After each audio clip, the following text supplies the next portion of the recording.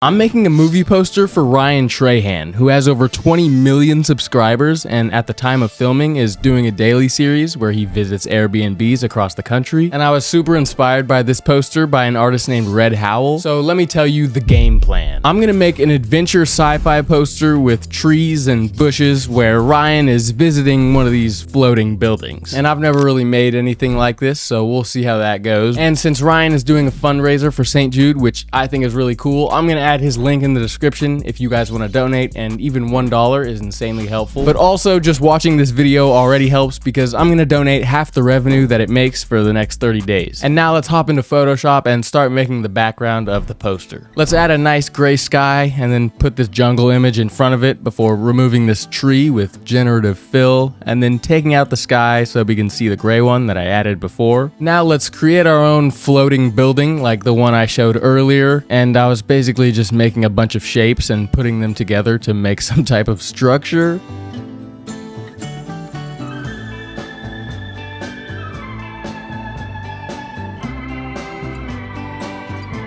Okay, I do think this actually looks pretty good. I like this. So let's get some cement textures and put them onto these blocks.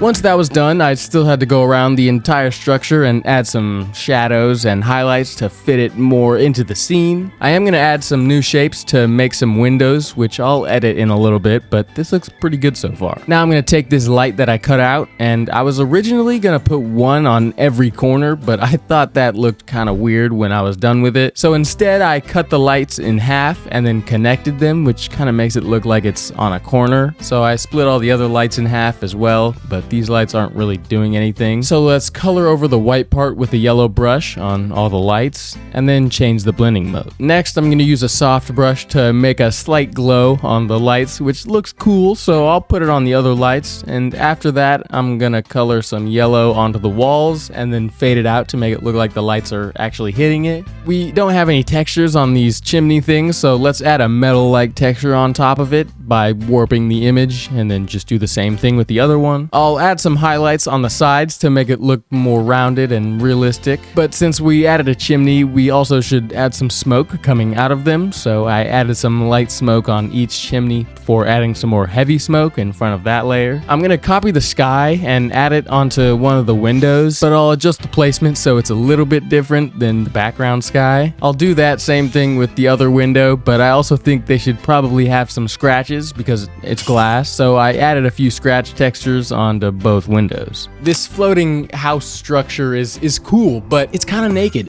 What the hell? So let's add some of these wall chips and put it on the wall and then just fade it out.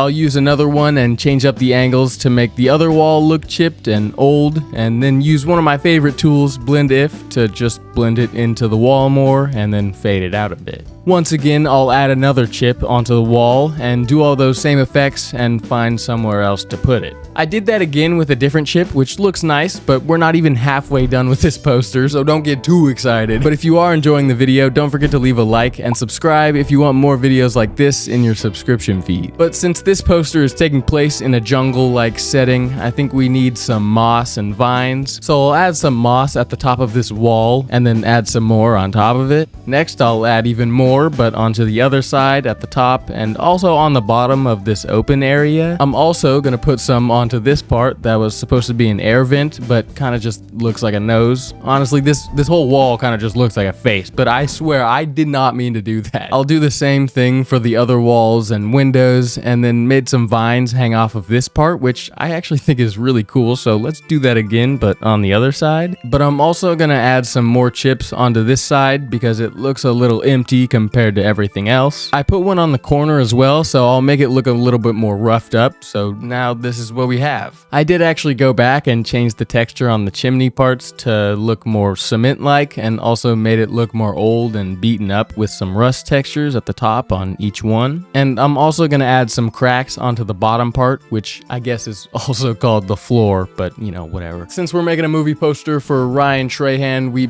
we should probably add Ryan Trahan to the movie poster. So let's take this majestic image of Ryan with these sick glasses and drag him into Photoshop so that we can cut him out from the background using the good old pen tool. I love the pen tool.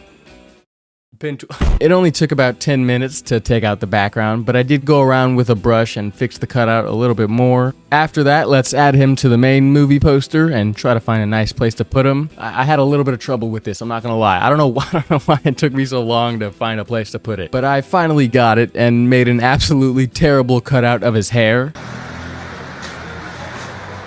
But I did that so I can get a better cutout on the top part of his hair using some different methods, aka using blend if. But it wasn't perfect, so I'm gonna go back around his hair with the brush tool and adjust it a little bit. Let's make a color balance layer to adjust the color on him to fix the color, obviously. And if you didn't know, Ryan actually has a candy brand called Joyride, and I've never tried it, so I thought this video would be the perfect time to do that. Sour blue raspberry strips. 8 out of 10. Sour watermelon wedges. Okay, these have been kind of like sitting in my room for a couple of days. Yo, the flavor on these are kind of fire. Sour pink lemonade strips. Not as good as the first two. Alright, let's get back to making the poster and adding the highlights onto Ryan, which luckily wasn't too boring because, well, I was watching Ryan's videos while doing it.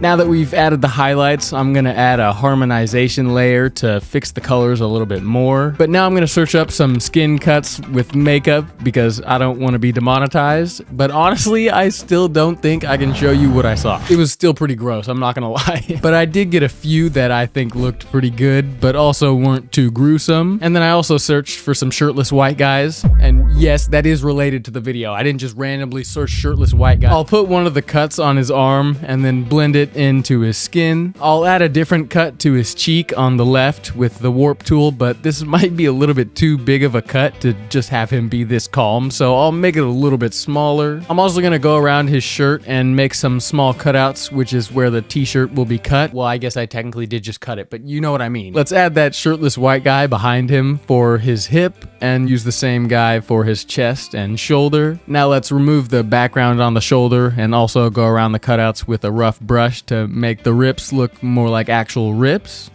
I'll go around the skin inside those rips with some light shadows, which makes it actually look like it's up against his skin. But let's also add a few highlights onto the shoulder to match with the rest of Ryan. I got another cut, or maybe more like a scratch, but I'll put that on Ryan's hip below the shirt and then add another one on his chest and stretch it out and also adjust it a bit so it's not just the same thing. I also did that with his shoulder because, I mean, something had to rip his shirt, so I mean, it probably hit his skin too. At least that's kind of my thought process for this. I'm gonna make some small bright lines in Ryan's hair with an exposure layer and then use the blur tool to blur it. Who would have thought that tool would have done that? Which makes the highlight on the hair more bright and just pop a little bit more. I did say at the beginning that I wanted to add some plants and bushes because, I mean, we are in a forest. So I'll add some grass at the bottom to look like he's more in the plants instead of just in front of everything. And since these are closer to the camera, I'm gonna add some Gaussian blur. Let's add another tropical plant on the right side of him. Oh, wait, no, he's going to the left side. Now let's make that a bit blurry before adding one on the right side in front of Ryan, as well as a plant near the top. But if you look at this poster, we can't just leave the title like this. Well, I mean, I technically could, actually. I mean, I could just end the video right now. But let's change the title to High Ground because, you know, the floating building in the back. I put a rusty metal texture on it and took all the color out before changing the font. I also played around with where the title would go, but I think it just looks the best at the bottom. So let's add some text saying Ryan Trahan because he's the main actor for this fake movie. And let's put that below the title and add the same textures and effects. And feel free to comment down below what you think the plot for this movie should be. I think that's pretty fun when you guys do that. But then I started changing the colors of the text and I really liked this green color, but it just didn't work as well as I wanted it to. So I went on to the blending options and adjusted those, which actually turned out pretty cool. And finally, let's add a camera raw filter to complete this poster. After this, I spent a few hours in After Effects and edited a live version of the poster, so I'll show that at the very end. But first, here is the regular Photoshop version.